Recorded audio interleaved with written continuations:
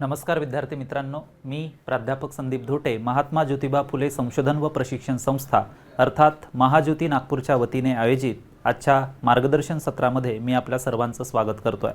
मित्रांनो, गेल्या काही मार्गदर्शन सत्रांमध्ये आपण इतिहास या विषयातील, त्यानंतर चालू घडामोडी या विषयातील, सोबतच आपण भारतीय राज्यघटना व पंचायत राज या विषयातील काही महत्त्वपूर्ण घटकांचा आढावा घेतला होता।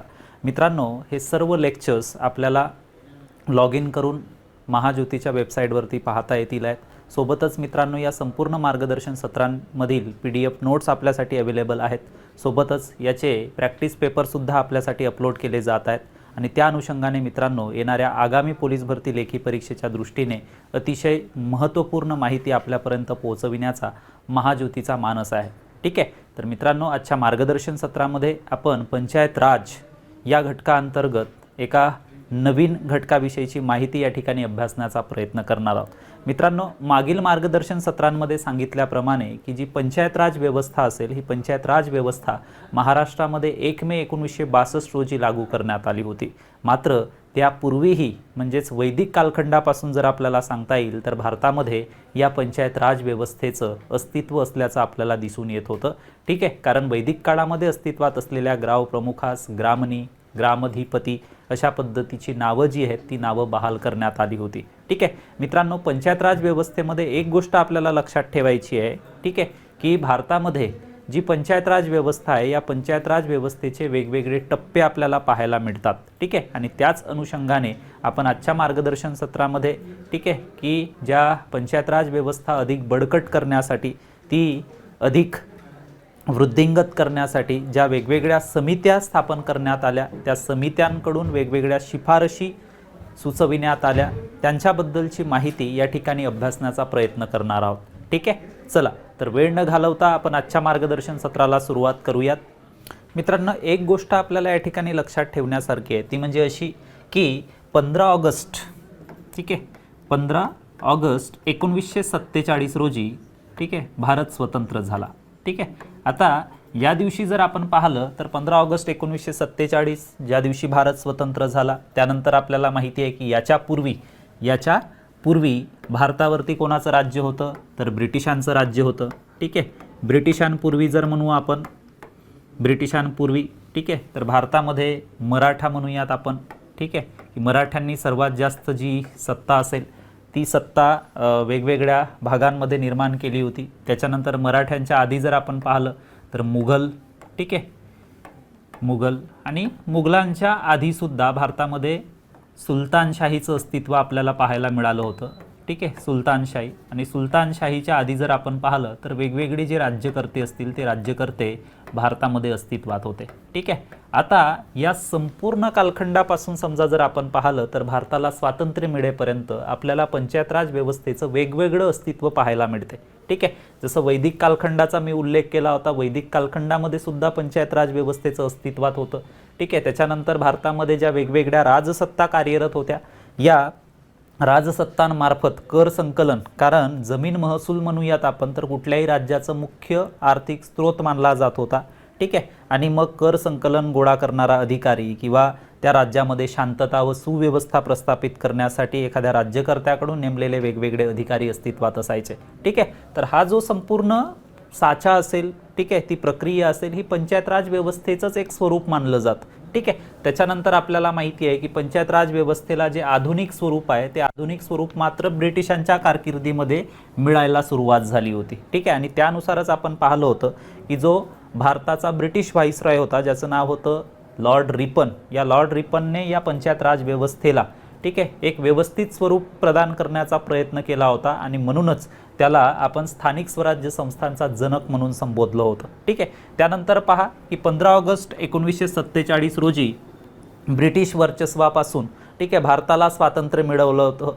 ठीक आहे, आणि भारताच्या स्वातंत्र्योत्तर कालखंडामध्ये खऱ्या अर्थाने आपल्याला म्हणता येईल की या पंचायत राज व्यवस्थांना अधिक चालना मिळाली होती। ठीक आहे, त्यानुसार राजस्थान हे पंचायत राज व्यवस्था स्वीकारणारे पहिले राज्य ठरलं होतं।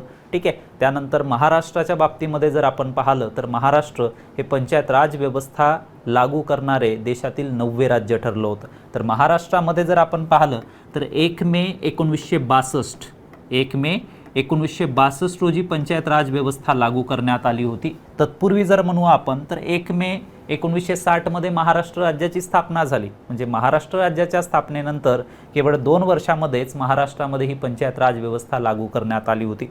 मात्र या पंचायत राज व्यवस्थेची पार्श्वभूमी अभ्यासत असताना मित्रांनो, ज्या केंद्र सरकारमार्फत म्हणूयात आपण किंवा राज्य सरकारांमार्फत ज्या वेगवेगळ्या समित्या स्थापन करण्यात आल्या, ठीक आहे, त्या समित्यांनी वेगवेगळ्या शिफारशी केंद्र सरकारला किंवा राज्य सरकारला सुचविल्या होत्या।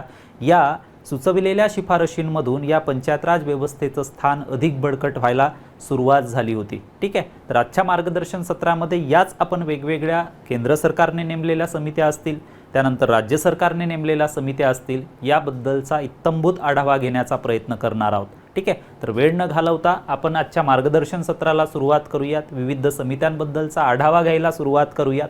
ठीक आहे, चला सर्वप्रथम मित्रांनो, आपण या ठिकाणी पंचायत राज व्यवस्थेसंबंधी केंद्र सरकारने नेमक्या कुठकुठल्या समित्या नेमल्या होत्या त्याबद्दलचा आढावा या ठिकाणी घेण्याचा प्रयत्न करणार आहोत। तर सर्वप्रथम केंद्र सरकारच्या ज्या समित्या असतील त्या समित्या आपण या ठिकाणी पाहणार आहोत। ठीक आहे, तर केंद्र सरकारने नेमलेली पहिली समिती आपण या ठिकाणी पाहणार आहोत, बलवंतराय मेहता समिती। ठीक आहे, आता या बलवंतराय मेहता समितीची जी स्थापना आहे ही स्थापना झाली आहे 16 जानेवारी 1957 रोजी। ठीक आहे, तर या समित्यांबद्दलची माहिती आपल्याला परीक्षेत विचारली जाऊ शकते।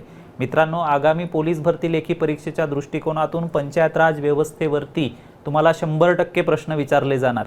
तर त्याच्यामुळे ह्या संपूर्ण ज्या समित्या असतील ज्यांनी पंचायत राज व्यवस्थेच्या संदर्भामध्ये महत्त्वपूर्ण कार्य केलं त्याबद्दलची माहिती आपल्याला लक्षात ठेवणं गरजेचं आहे। ठीक आहे, तर पहिली जी केंद्र सरकारने नेमलेली समिती होती ती होती बलवंतराय मेहता समिती। तर हिची स्थापना जी आहे बलवंतराय मेहता समितीची 16 जानेवारी 1957 रोजी करण्यात आली होती। त्यानंतर पहा की या समितीने 24 नोव्हेंबर 1957 रोजी आपला जो अहवाल आहे हा अहवाल केंद्र सरकारला सादर केला होता।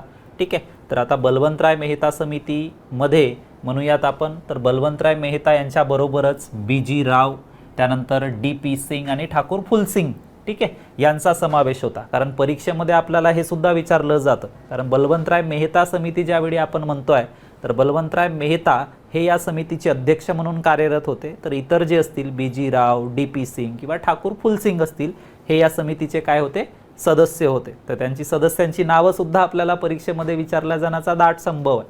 त्यानंतर पहा की या बलवंतराय मेहता समितीने केंद्र सरकारला सुचविलेल्या शिफारशींची अंमलबजावणी ठीक आहे कधीपासून करण्यात आली, 1958 पासून। मित्रांनो, एक गोष्ट आपल्याला या ठिकाणी लक्षात ठेवायची आहे, स्थापना 16 जानेवारी 1957, अहवाल सादर कधी केलं यांनी, 24 नोव्हेंबर, म्हणजे जवळजवळ म्हणूयात आपण की 10 महिन्यानंतर यांनी आपला अहवाल केंद्र सरकारला सादर केला। त्याच्यानंतर पहा की 1957 मध्ये केंद्र सरकारला अहवाल जो आहे तो सादर केला या समितीने आणि या बलवंतराय मेहता समितीच्या शिफारशींची अंमलबजावणी हे 1958 पासून करण्याचं केंद्र सरकारने निर्णय घेतला। त्यानंतर पहा की ज्या शिफारशी या बलवंतराय मेहता समितीने केंद्र सरकारला सुचविल्या होत्या त्यांच्या प्रमुख शिफारशींमध्ये पहा या 3 या ठिकाणी मी नमूद केले आहेत। जसं पहिलं पहा की लोकशाहीच्या विकेंद्रीकरणाची शिफारस त्यांनी केली होती। ठीक आहे, यापूर्वीच्या मार्गदर्शन सत्रामध्ये सुद्धा आपण पाहिलं होतं की भारतामध्ये किंवा भारतीय राज्यघटनेमध्ये अधिकारांचं विभाजन करण्यात आलं आहे। आपण पाहिलं होतं की संघराज्य, ठीक आहे, ज्यामध्ये केंद्र सरकारचा समावेश होतो। त्याच्यानंतर म्हणूयात आपण तर राज्य सरकारे भारतामध्ये अस्तित्वात आहेत, मात्र राज्य सरकारांच्या खाली सुद्धा ठीक आहे लोकशाहीचं विकेंद्रीकरण करण्याची शिफारस या बलवंतराय मेहता समितीने केंद्र सरकारला केली होती। त्याच्यानंतर पहा की त्रिस्तरीय पंचायत राज संस्थांची शिफारस यांनी केली होती। आपल्याला माहिती आहे त्रिस्तरीय म्हणजे 3 स्तर, ज्यामध्ये सर्वात जो खालचा स्तर असेल तो म्हणजे स्थानिक पातळीवरचा ग्रामपंचायत, ठीक आहे, ग्रामपंचायत, त्यानंतर म्हणूयात आपण तर पंचायत समिती,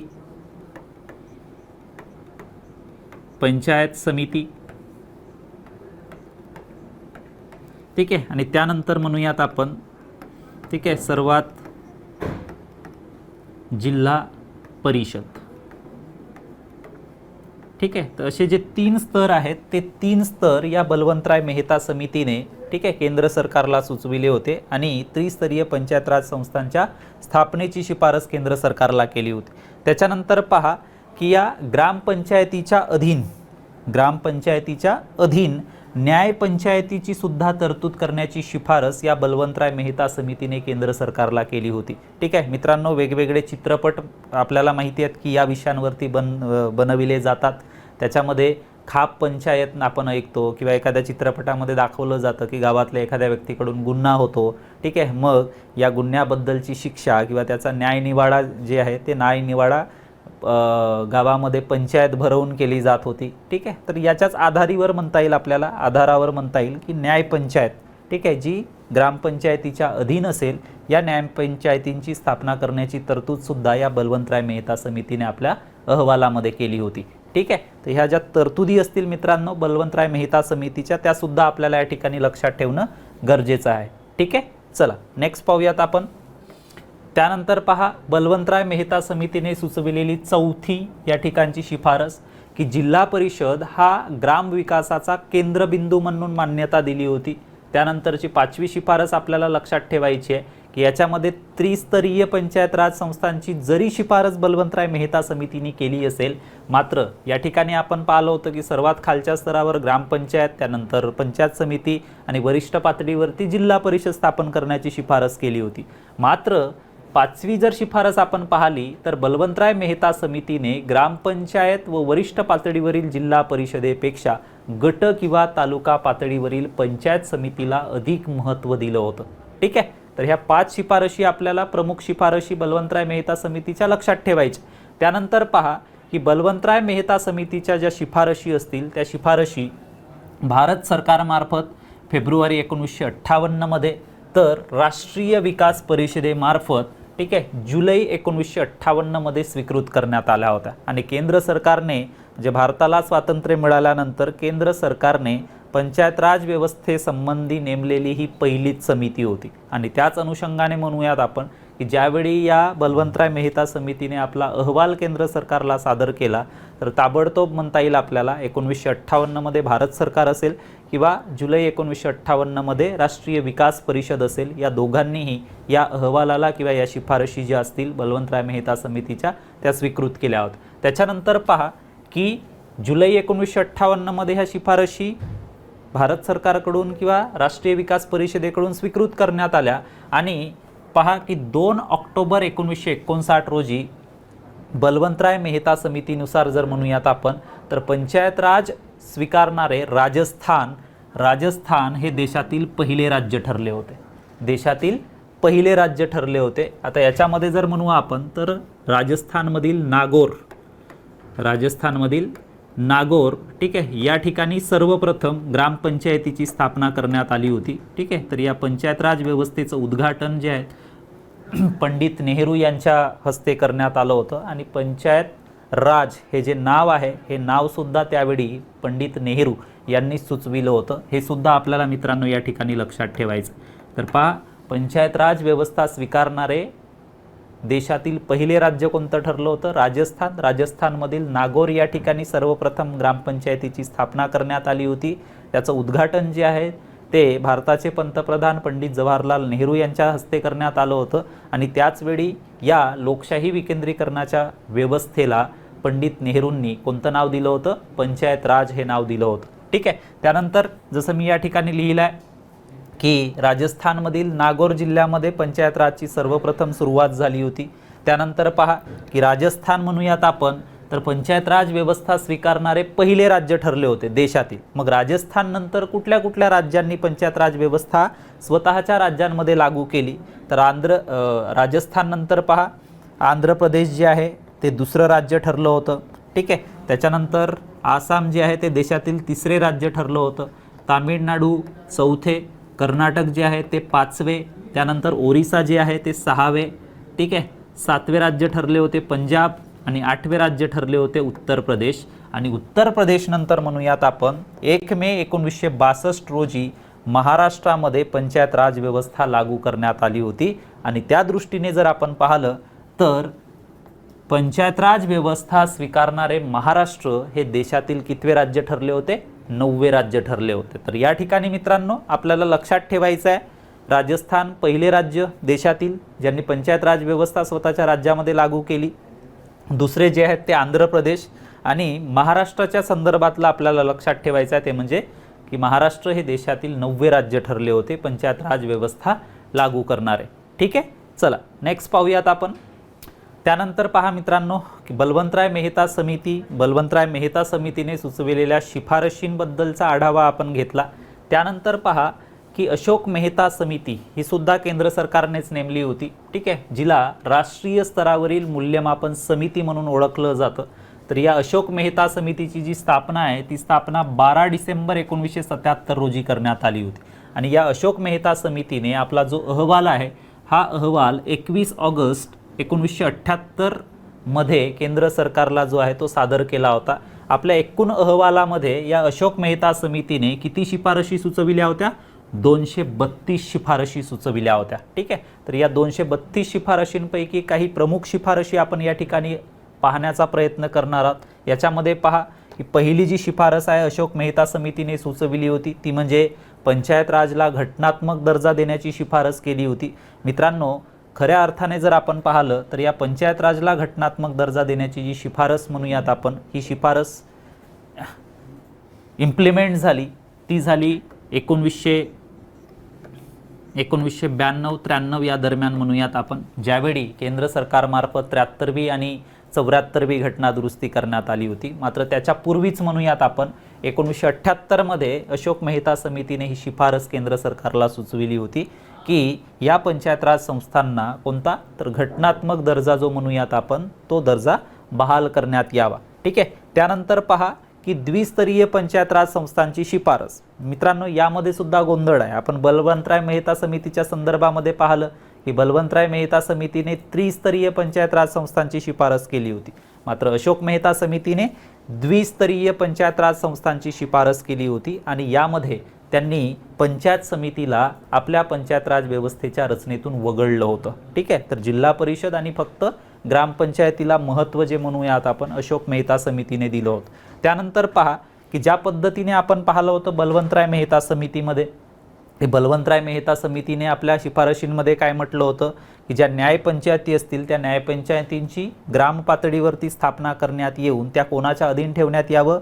ग्रामपंचायतींच्या अधीन ठेवण्यात यावं।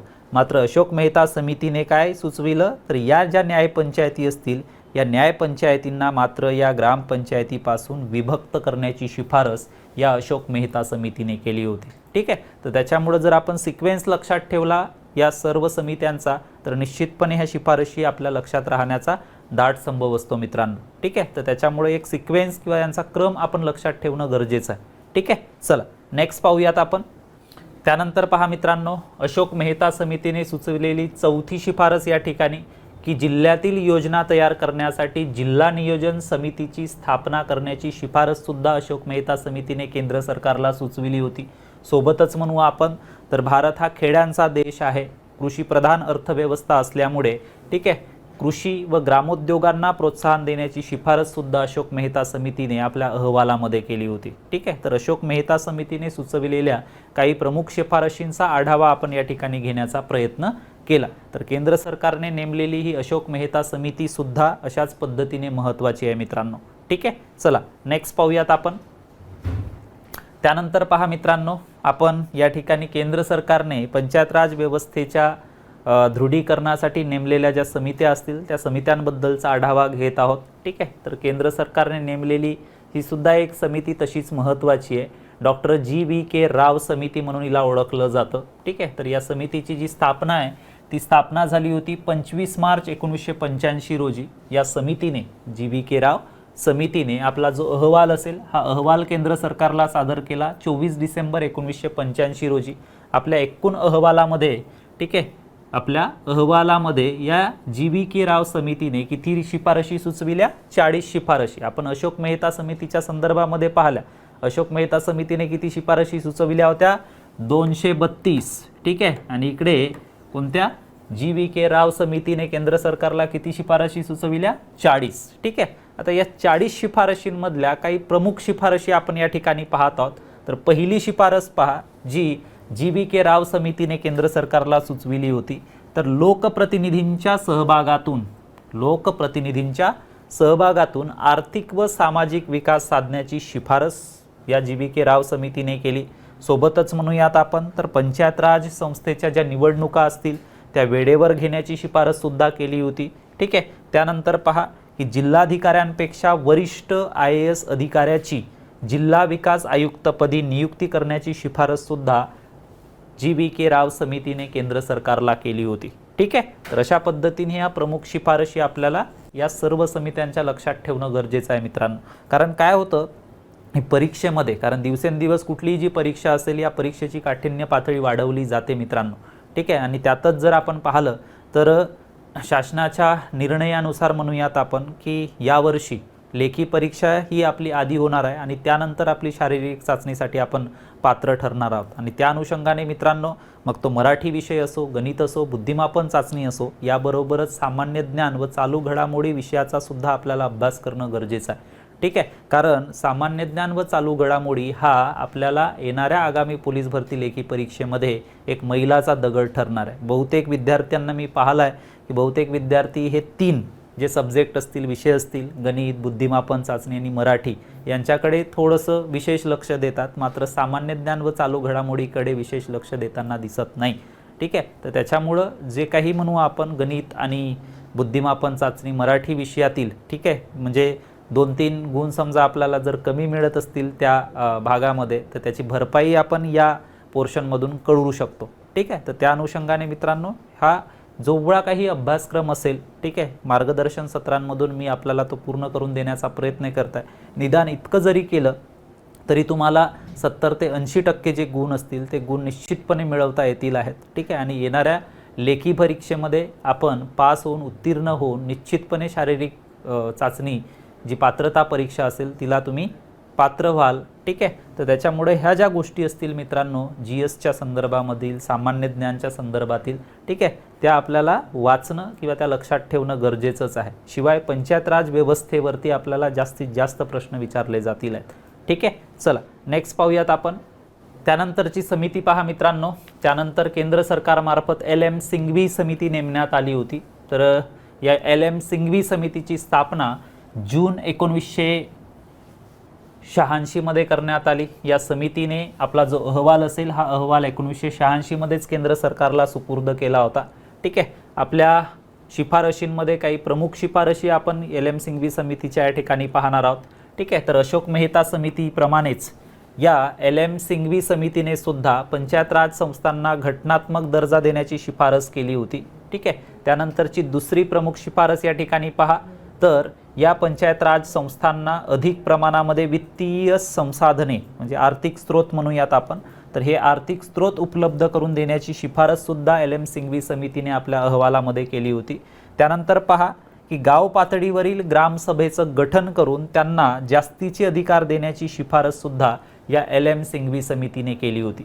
मित्रांनो एक गोष्ट आपल्याला या ठिकाणी लक्षात ठेवायची आहे की या LM सिंघवी समितीमुळेच तत्कालीन भारताचे जे पंतप्रधान होते राजीव गांधी यांनी 64वे आणि 65वे घटना दुरुस्ती विधेयक जे आहे ते विधेयक संसदेमध्ये मांडलं होतं. मात्र संसदेच्या लोकसभा या सभागृहामध्ये ते विधेयक पारित करण्यामध्ये तत्कालीन पंतप्रधान राजीव गांधी यांना यश मिळालं. मात्र संसदेचं दुसरं सभागृह असलेलं, वरिष्ठ सभागृह असलेलं राज्यसभा या ठिकाणी हे 64वे व 65वे घटना दुरुस्ती विधेयक पारित होऊ शकलं नाही. आणि म्हणूनच म्हणूयात आपण तर ही जी असेल तरतूद, ठीक आहे, की पंचायत राज संस्थांना घटनात्मक दर्जा बहाल करण्यात यावा ही तरतूद प्रत्यक्षामध्ये अस्तित्वात येऊ शकली नाही. मात्र नंतर आलेले, ठीक आहे, नंतर आलेले जे म्हणूयात आपण VP सिंग आणि चंद्रशेखर हे भारताच्या पंतप्रधानपदी विराजमान झाले. या पंतप्रधानांनीही पंचायत राज संस्थांना घटनात्मक दर्जा बहाल करण्याचा प्रयत्न केला, मात्र त्यांना सुद्धा यश मिळालं नाही. आणि मग नंतर भारताचे जे पंतप्रधान होते PV नरसिंह राव, ठीक आहे, यांनी 73वी आणि 74वी घटना दुरुस्ती करून भारतातील सर्व प्रमुख राजकीय पक्षांशी बोलणी करून या पंचायत राज संस्थांना घटनात्मक दर्जा बहाल करण्यामध्ये त्यांनी यश मिळवलं होतं. ठीक आहे. चला त्यानंतर पाहूयात आपण. त्यानंतर पहा मित्रांनो, जसं की मी आपल्याला सांगितलं की तत्कालीन भारताचे जे पंतप्रधान होते राजीव गांधी यांनी LM सिंघवी समितीच्या शिफारशींच्या आधारावरच नया पंचायत राज नावाचं 64वे घटना दुरुस्ती विधेयक तयार केलं होतं. मात्र ते संसदेच्या दुसऱ्या म्हणजेच वरिष्ठ सभागृहामध्ये पारित होऊ शकलं नाही आणि त्याच्यामुळे पंचायत राज संस्थांना घटनात्मक दर्जा जो आहे तो प्राप्त होऊ शकला नाही. ठीक आहे, चल नेक्स्ट पाहूयात. त्यानंतर पहा मित्रांनो, ज्या पद्धतीने आपण आत्तापर्यंतच्या मार्गदर्शन सत्रामध्ये केंद्र सरकारने नेमलेल्या वेगवेगळ्या समित्यांविषयी, ठीक आहे, या समित्यांनी सुचविलेल्या वेगवेगळ्या शिफारशींविषयीचा आढावा घेतला, त्याच पद्धतीने मित्रांनो या ठिकाणी आता आपण पंचायत राज संबंधी राज्य सरकारने नेमक्या कुठल्या कुठल्या समित्या नेमल्या होत्या, या समित्यांनी, ठीक आहे, वेगवेगळ्या कोणत्या शिफारशी ह्या राज्य सरकारला सुचविल्या होत्या त्याच्याबद्दलचा आढावा या ठिकाणी घेणार आहोत. मित्रांनो, या पंचायत राज व्यवस्थेला 1992-93 या दरम्यान घटनात्मक दर्जा बहाल झाला, ठीक आहे. मात्र त्यापूर्वी सुद्धा कित्येक राज्यांमध्ये ही पंचायत राज व्यवस्था जी आहे ती अस्तित्वात होती, ठीक आहे. मात्र या पंचायत राज व्यवस्थेचं जे स्वरूप म्हणूयात आपण, ते स्वरूप मात्र वेगवेगळ्या राज्यांमध्ये वेगवेगळं दिसत होतं, ठीक आहे. आणि ज्यावेळी मग 73वी आणि 74व्या घटना दुरुस्तीनुसार या पंचायत राज व्यवस्थेला, ठीक आहे, एकसंध स्वरूप देण्यात आलं होतं, त्यानुसार मग इतर राज्यांनी स्वतःच्या राज्यामध्ये सुरू असलेल्या लागू असलेल्या पंचायत राज व्यवस्थेच्या स्वरूपांमध्ये संरचनेमध्ये बदल करायला सुरुवात केली होती. कारण त्यासाठी केंद्र सरकारने भारतातील सर्व राज्यांना 1 वर्षाची मुदतसुद्धा दिली होती, ठीक आहे. मात्र ज्या भारतातील राज्यांमध्ये पंचायत राज व्यवस्था ही आधीच लागू होती, ठीक आहे, या राज्यांनी स्वतःच्या राज्यातील पंचायत राज व्यवस्था अधिकाधिक दृढ बनविण्याच्या उद्देशाने वेगवेगळ्या समित्या स्थापन केल्या, ठीक आहे. आणि पंचायत राज व्यवस्थेला अधिकाधिक, ठीक आहे, दृढ बनविण्याचा, परिपक्व बनवण्याचा, मजबूत बनविण्याचा प्रयत्न केला होता. तर या राज्य सरकारने नेमलेल्या समित्यांच्या संदर्भामध्ये मित्रांनो, की ज्या पद्धतीने वेगवेगळ्या राज्यांनी स्वतःच्या राज्यातील पंचायत राज व्यवस्था दृढ करण्यासाठी प्रयत्न केले, त्याच पद्धतीने महाराष्ट्राने सुद्धा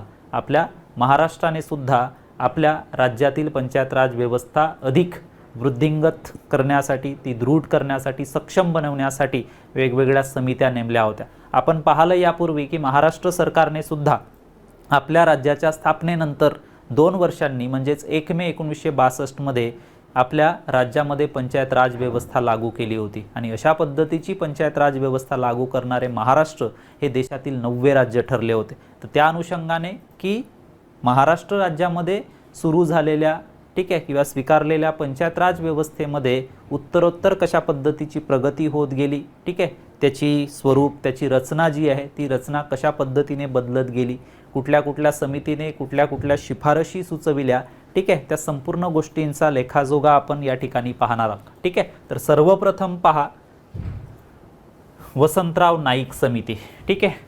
ही वसंतराव नाईक समिती महाराष्ट्र सरकारने नेमलेली होती स्वतःच्या राज्यातील पंचायत राज व्यवस्था सुदृढ बनवण्यासाठी, ठीक आहे. तर या वसंतराव नाईक समितीला महाराष्ट्रातील लोकशाही विकेंद्रीकरण समिती म्हणून ओळखलं जातं, जिची स्थापना महाराष्ट्र सरकारतर्फे 22 जून 1960 मध्ये करण्यात आली होती. या वसंतराव नाईक समितीने आपला जो अहवाल आहे हा अहवाल महाराष्ट्र सरकारला 15 मार्च 1961 रोजी सादर केला होता. म्हणजे म्हणूयात आपण तर जवळजवळ 10 महिन्यामध्ये संपूर्ण पंचायत राज व्यवस्थेचा अभ्यास करून या वसंतराव नाईक समितीने महाराष्ट्र सरकारला हा आपला अहवाल सादर केला, ठीक आहे. तर सचिवपदी जे आहेत PD साळवी त्यावेळी सचिव पदावर कार्यरत होते.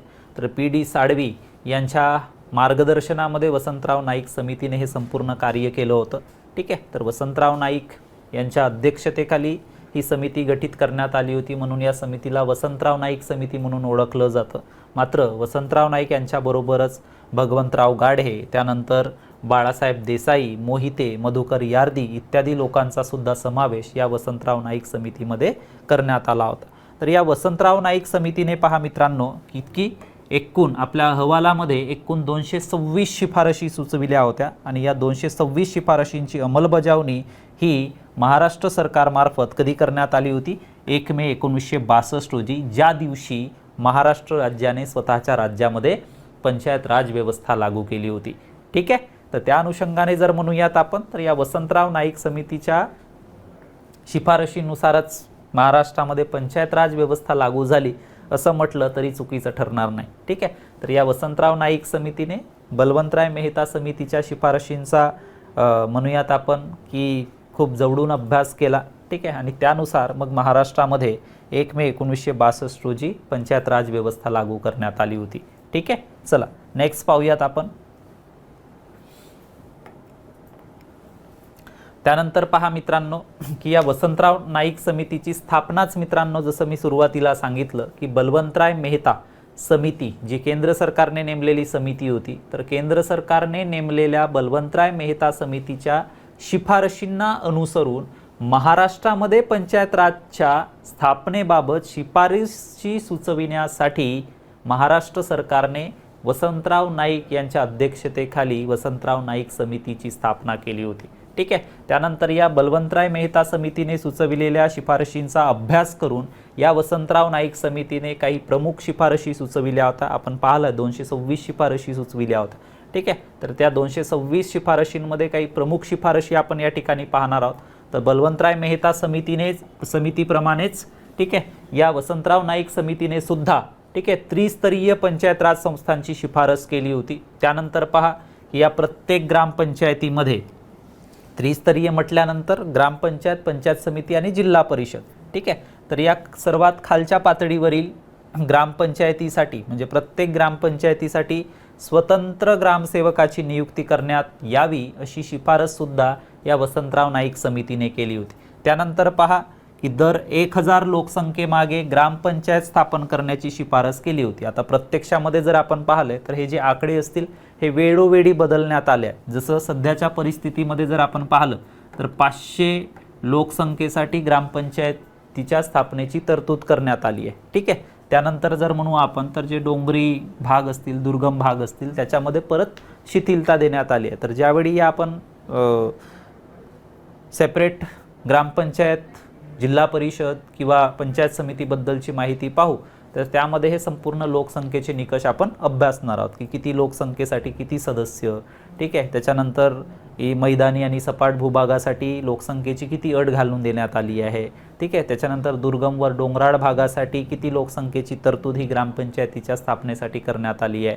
ठीक आहे. तर या संपूर्ण गोष्टी आपण पुढील काही मार्गदर्शन सत्रांमध्ये अभ्यासणार आहोत. मात्र वसंतराव नाईक समितीने पहा की 1000 लोकसंख्येमागे ग्रामपंचायत स्थापन करण्याची शिफारस जी आहे ती शिफारस राज्य सरकारला केली होती. ठीक आहे. चला नेक्स्ट पाहूयात आपण.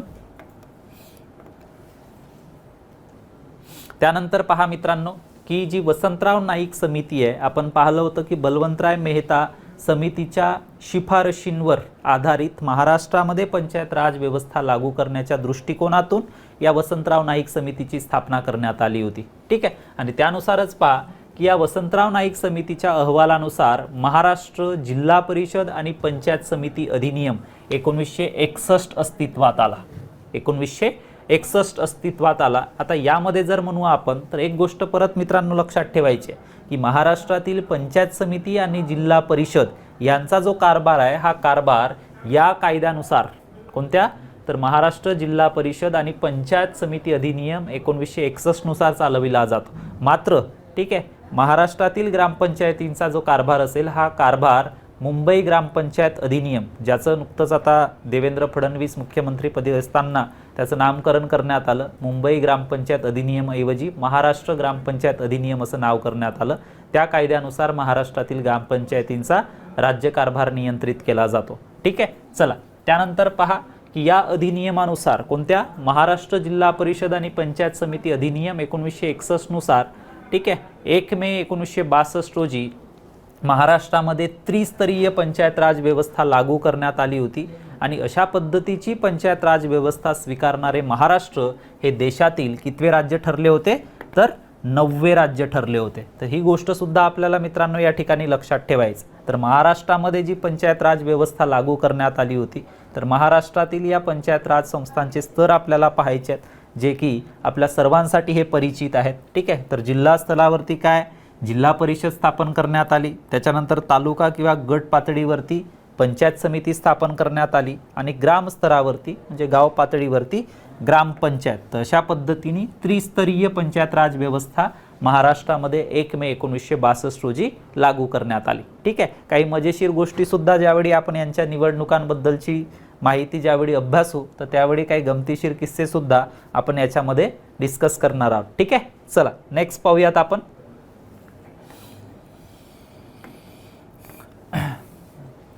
त्यानंतर पहा मित्रांनो वसंतराव नाईक समितीनंतर महाराष्ट्र राज्य सरकारतर्फे ल ना बोंगीरवार समिती नियुक्त करण्यात आली होती. ठीक आहे. तर महाराष्ट्रातील पंचायत राज पुनर्विलोकन समिती म्हणून या ल ना बोंगीरवार समितीला ओळखलं जातं.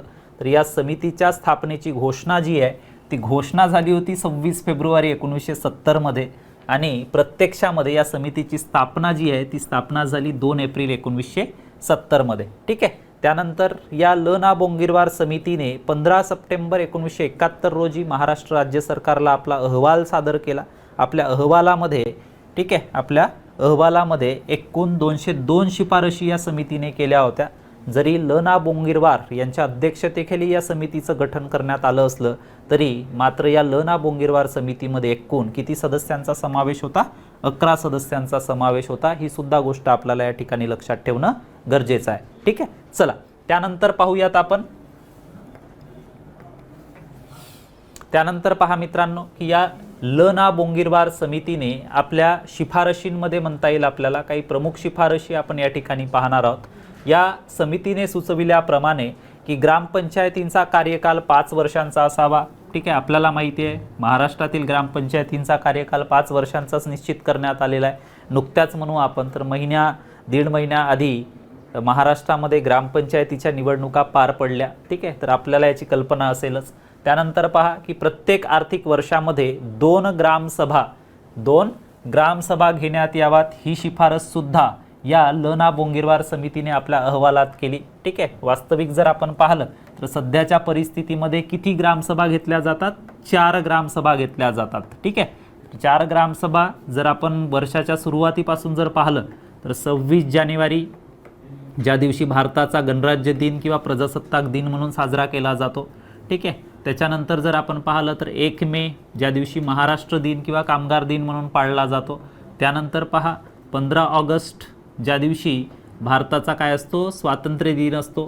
ठीक आहे, आणि त्यानंतर 2 ऑक्टोबर म्हणजे महात्मा गांधी आणि लाल बहादूर शास्त्री यांची जी जयंती असते त्या दिवशी। ठीक आहे, तर अशा पद्धतीने सध्याच्या परिस्थितीमध्ये किती ग्रामसभा घेतल्या जातात? एका आर्थिक वर्षामध्ये 4 ग्रामसभा ज्या आहेत त्या 4 ग्रामसभा घेतल्या जातात। ठीक आहे, तर या ल ना बोंगीरवार समितीने मात्र प्रत्येक आर्थिक वर्षामध्ये किमान 2 ग्रामसभा घेण्यात याव्यात ही शिफारस राज्य सरकारला सुचविली होती। ठीक आहे, त्यानंतर पहा की ग्रामसभांची जबाबदारी सरपंच व त्यांच्या अनुपस्थितीमध्ये उपसरपंच यांच्यावरती निश्चित करण्यात यावी।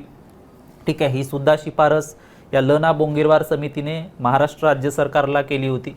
त्यानंतर ग्रामसभा किंवा ग्रामसभेचं कामकाज यशस्वी होण्यासाठी गटविकास अधिकारी ज्याला आपण काय म्हणतो? BDO ब्लॉक डेव्हलपमेंट ऑफिसर, त्यानंतर मुख्य कार्यकारी अधिकारी ज्याला आपण CEO असं म्हणतो। ठीक आहे, चीफ एक्झिक्युटिव्ह ऑफिसर जिल्हा परिषदेचा। ठीक आहे, तर BDO आणि CO यांच्या यांनी उपस्थित राहण्याचा प्रयत्न करावा या ग्रामसभांना, अशी शिफारस सुद्धा या ल ना बोंगीरवार समितीने राज्य सरकारला केली होती। त्यानंतर पहा की आपण न्यायपंचायतीचा वारंवार उल्लेख पाहिला आहे की न्यायपंचायतीची तरतूद रद्द करण्याची शिफारस या ल ना बोंगीरवार समितीने महाराष्ट्र सरकारला केली होती।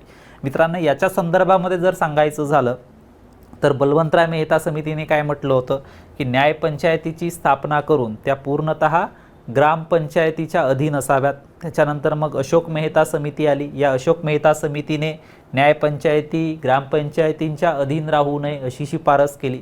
मात्र ल ना बोंगीरवार समितीने महाराष्ट्र सरकारला या न्यायपंचायतीची तरतूदच रद्द करण्यात यावी अशा पद्धतीची शिफारस महाराष्ट्र राज्य सरकारला केली होती। ठीक आहे, त्यानंतर पहा की कृषी उत्पन्न वाढविण्यासाठी, ठीक आहे, कारण महाराष्ट्रातील अर्थव्यवस्था सुद्धा ही मुख्यत्वे करून कृषी प्रधानच आहे, तर कृषी उत्पन्न वाढविण्यासाठी राज्य शासनाने कृषी उद्योग निगमची स्थापना करण्याची शिफारस सुद्धा या ल ना बोंगीरवार समितीने आपल्या अहवालामध्ये केली होती। ठीक आहे, तर ही गोष्ट सुद्धा आपल्याला लक्षात ठेवायची आहे। मित्रांनो, ह्या ज्या काही महत्त्वपूर्ण तरतुदी असतील त्या तरतुदी लक्षात ठेवल्याशिवाय आपल्याकडे दुसरा पर्याय नाही आहे। ठीक आहे, तर निदान ज्या महत्त्वपूर्ण तरतुदी आहेत आपण याच्यामध्येच पहा की जवळजवळ म्हणूयात आपण 200च्या वर शिफारशी वेगवेगळ्या समितीने सुचविल्या होत्या। तेवढ्या लक्षात ठेवणं सोपं नाही आहे। ठीक आहे, किंवा ठेवायच्याही नाही आहे आपल्याला, पण निदान ज्या प्रमुख शिफारशी आपण या ठिकाणी पाहिल्या त्या जरी लक्षात ठेवल्या तर निश्चितपणे या समित्यांवरती विचारलेला कुठलाही जो प्रश्न असेल तो प्रश्न आपण अटेम्प्ट करू शकतो। ठीक आहे, चला नेक्स्ट पाहूयात।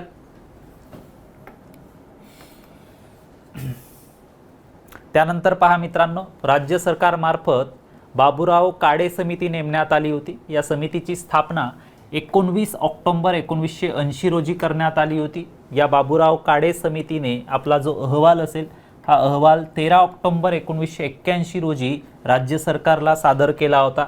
ठीक आहे, तर राज्यातील पंचायत राज संस्थांच्या अंमलबजावणीतील त्रुटी शोधणे हे प्रमुख कार्य या बाबूराव काळे समितीवरती सोपविण्यात आलं होतं। ठीक आहे, तर या बाबूराव काळे समितीने सुद्धा म्हणूयात आपण की आपल्या अहवालामध्ये काही शिफारशी ह्या राज्य सरकारला सुचविल्या होत्या, ज्यामध्ये पहा की एकात्मिक ग्रामीण विकास कार्यक्रम जिल्हा परिषदेकडे देण्यात यावा ही सर्वप्रथम जी शिफारस असेल ही शिफारस त्यांनी राज्य सरकारला सुचविली होती।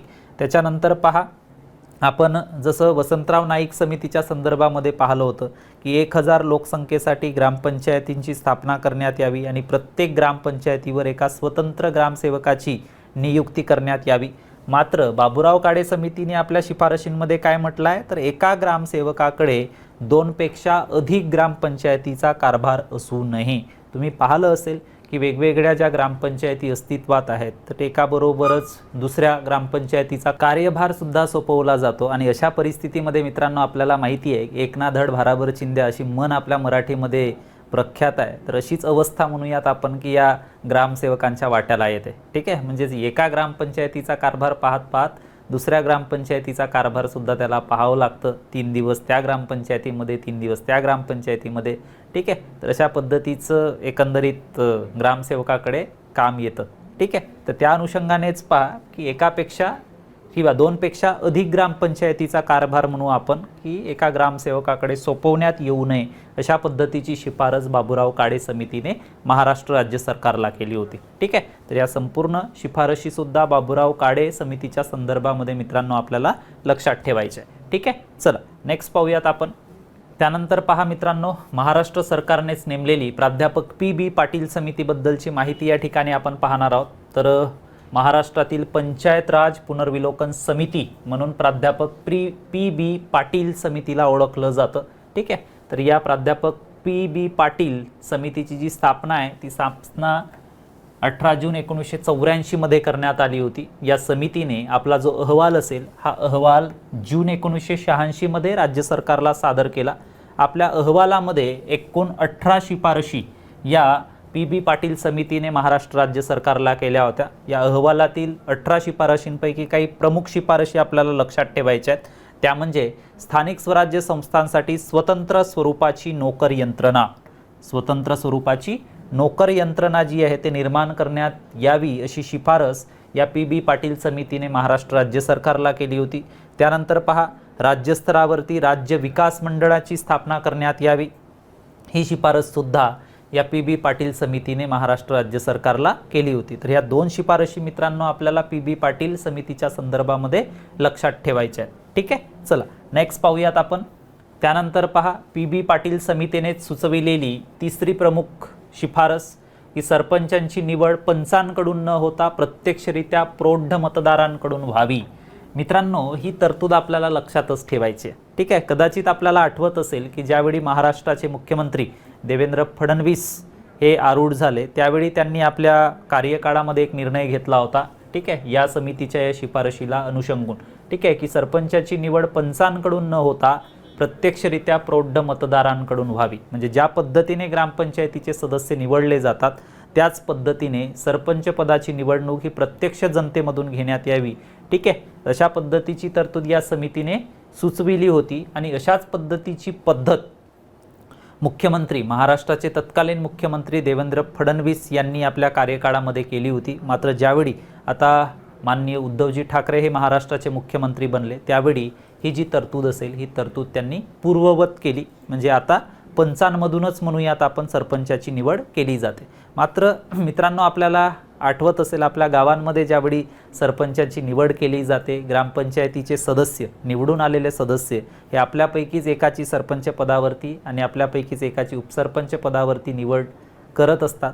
तर या संपूर्ण निवड प्रक्रियेमध्ये आपण पाहिलं आहे ठीक आहे किडनॅपिंग, ठीक आहे एकमेकांचे ग्रामपंचायत सदस्य पळवणे, ठीक आहे अशा पद्धतीच्या ज्या गोष्टी असतील त्या गोष्टी आपल्याला पाहायला मिळतात। ठीक आहे, आणि दुसऱ्या पद्धतीमध्ये जर आपण पाहिलं तर जर एखादा सरपंच म्हणू आपण प्रत्यक्ष जनतेमध्ये जर निवडून देण्यात आला ठीक आहे तर त्याला 5 वर्ष म्हणजे त्याच्या विरोधामध्ये म्हणूयात आपण किती ग्रामपंचायत सदस्य असले ठीक आहे, तरी पण तो त्याच्या पदावरती कार्यरत राहू शकतो. त्याच्यामध्ये वेगवेगळ्या अटी आहेत. त्यावेळी ज्यावेळी आपण प्रत्यक्ष ग्रामपंचायतीबद्दलची माहिती अभ्यासू तर त्यामध्ये मी ही संपूर्ण तपशीलवारपणे माहिती आपल्याला सांगेल. ठीक आहे, चला त्यानंतरची चौथी शिफारस पहा, जी या समितीने राज्य सरकारला सुचविली होती, पी.बी. पाटील समितीने, की लोकप्रतिनिधींना म्हणजेच आमदार आणि खासदारांना जिल्हा परिषदेवर सदस्यत्व देण्यात येऊ नये अशी शिफारस सुद्धा या पी.बी. पाटील समितीने महाराष्ट्र राज्य सरकारला केली होती. त्याच्यानंतर पहा की ग्रामपंचायतीचे लोकसंख्येच्या आधारावर अ, ब, क, ड असे वर्गीकरण करण्यात यावे. यांचे वर्गीकरण मग त्यांची सदस्य संख्या सुद्धा निश्चित करण्यात यावी अशी शिफारस या पी.बी. पाटील समितीने राज्य सरकारला केली होती. तर ज्यावेळी प्रत्यक्षात आपण ग्रामपंचायतीबद्दलची माहिती पाहू, ठीक आहे, तर त्यामध्ये हे संपूर्ण आपल्याला वर्गीकरण अभ्यासता येईल. ठीक आहे, त्यानंतर पहा की मुंबई ग्रामपंचायत अधिनियम आणि महाराष्ट्र जिल्हा परिषद व पंचायत समिती अधिनियम यांचे एकत्रीकरण करण्यात यावे. कारण मित्रांनो, थोड्या वेळापूर्वीच मी आपल्याला सांगितलं आहे की महाराष्ट्रातील ग्रामपंचायतींचा जो कारभार असेल हा कारभार मुंबई ग्रामपंचायत अधिनियम यांच्यानुसार चालवला जातो. तर महाराष्ट्रातील पंचायत समिती आणि जिल्हा परिषद यांचा जो कारभार असेल हा कारभार महाराष्ट्र जिल्हा परिषद व पंचायत समिती अधिनियम याच्या माध्यमातून चालवला जातो. आणि म्हणूनच ठीक आहे, पी.बी. पाटील समितीने ठीक आहे मुंबई ग्रामपंचायत अधिनियम आणि हा महाराष्ट्र जिल्हा परिषद व पंचायत समिती अधिनियम यांचं एकत्रीकरण करण्याची शिफारस ही राज्य सरकारला केली होती. ठीक आहे, चला नेक्स्ट पाहूयात आपण. त्यानंतर पहा मित्रांनो, आत्तापर्यंतच्या मार्गदर्शन सत्रामध्ये आपण केंद्र सरकारने पंचायत राज व्यवस्था, भारतातील पंचायत राज व्यवस्था दृढ करण्यासाठी, सक्षम बनवण्यासाठी वेगवेगळ्या समित्या स्थापन केल्या.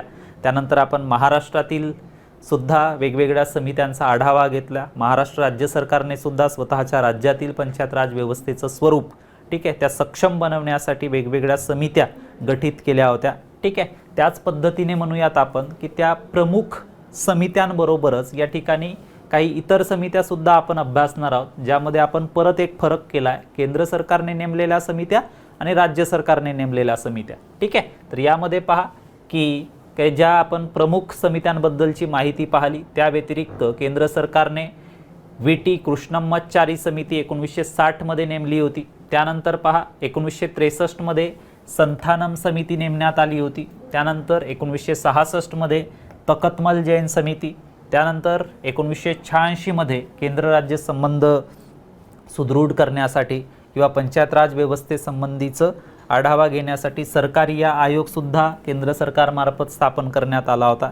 त्यानंतर 1988 मध्ये पी.के. थंगन समितीची रचना ही केंद्र सरकारमार्फत करण्यात आली होती. त्यानंतर मोहियली समिती 2006 मध्ये नेमण्यात आली होती. ठीक आहे, तर या सर्व समित्या गठीत करण्याचा एकमात्र उद्देश म्हणजेच भारतातील पंचायत राज व्यवस्था अधिकाधिक दृढ करणे, अधिकाधिक सक्षम बनविणे हाच होता. ठीक आहे, तर ज्या पद्धतीने केंद्र सरकारने पंचायत राज व्यवस्था अधिक सक्षम आणि दृढ बनवण्यासाठी वेगवेगळ्या समित्यांच्या माध्यमातून कार्य केलं, त्याच पद्धतीने महाराष्ट्र राज्य सरकारने सुद्धा स्वतःच्या राज्यातील पंचायत राज व्यवस्था अधिक सक्षम आणि सुदृढ बनविण्यासाठी काही प्रमुख ज्या समित्या आपण पाहिल्या त्या व्यतिरिक्त इतर समित्यांची सुद्धा नेमणूक केली होती. त्यामध्ये मुख्यत्वे करून 1966 मध्ये ग्रामीण नागरी संबंध समिती, त्यानंतर 1997 मध्ये भूषण गगराणी समिती, 2000 मध्ये अरुण मुंगीरवार समिती आणि 2008 मध्ये प्रशासन सुविधा समिती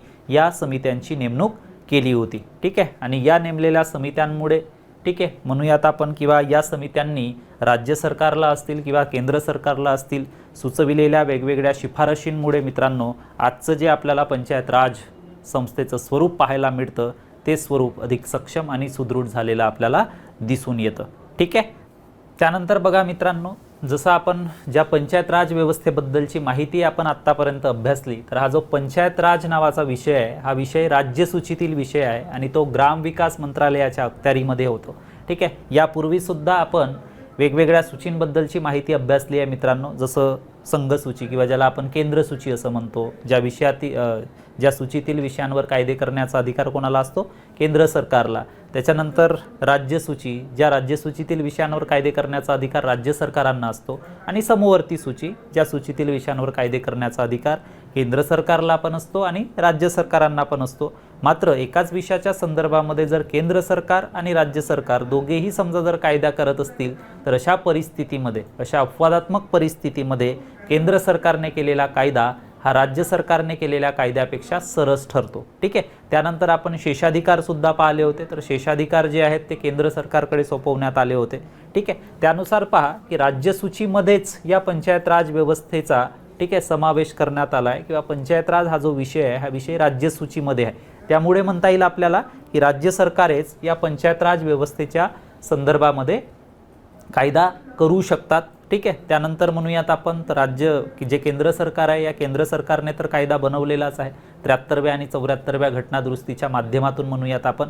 मात्र ठीक आहे, स्वतःच्या राज्यातील पंचायत राज व्यवस्था लागू करत असताना किंवा तिची अंमलबजावणी करत असताना केंद्र सरकारने केलेल्या 73व्या आणि 74व्या घटनादुरुस्तीचं उल्लंघन होता कामा नये।